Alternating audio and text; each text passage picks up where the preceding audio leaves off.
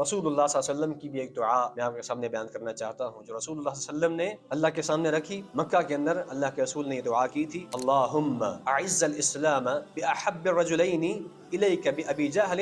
او بعمر بن خطاب قال وکان احبہما الیہ عمر۔ فرمایا کہ حضرت عبداللہ بن عمر فرماتے ہیں کہ رسول اللہ صلی اللہ علیہ وسلم نے اللہ کے سامنے یہ دعا رکھی، اور دعا یہ تھی کہ اللہ ابو جہل جس کا اصل نام عمر بن حشام ہے اور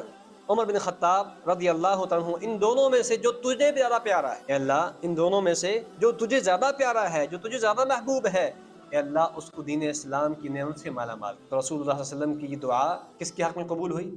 حضرت عمر بن خطاب رضی اللہ تعالیٰ عنہ۔ تو رسول اللہ صلی اللہ علیہ وسلم کی دعا کی قبولیت کا آپ اثر دیکھیں کہ حضرت عبداللہ بن مسعود فرماتے ہیں ما زلنا اعزتا منذ اسلم عمر، فرمایا کہ جب سے عمر نے اسلام قبول کیا اس وقت سے لے کر آج تک ہم عزت کے ساتھ اور غلبے کے ساتھ جی رہے ہیں۔ عمر کے آنے سے اسلام کو تقویت ملی، اور پھر وہی عمر جو رسول اللہ صلی اللہ علیہ وسلم کی دعاؤں کی برکت سے مسلمان ہوئے تھے، ان کی دور خلافت میں اسلام کہاں سے کہاں پہنچ گیا۔ دنیا کی دو بڑی سپر پاورز جن کا نام لیتے ہوئے اس وقت لوگ ڈرتے تھے،